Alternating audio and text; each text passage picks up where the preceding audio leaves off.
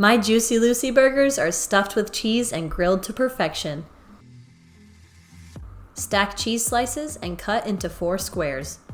In a mixing bowl, combine ground beef, garlic, Worcestershire, and burger seasoning.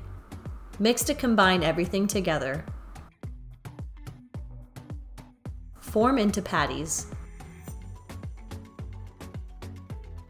Make an indent in each patty and place your cheese directly in the center. Pinch the edges together to seal.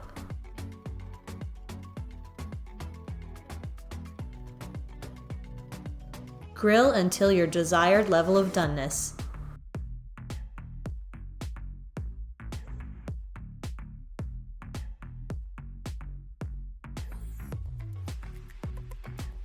Remove from the grill and assemble your burger. I love to top mine with bacon and lettuce. You can find more delicious burger recipes on our website.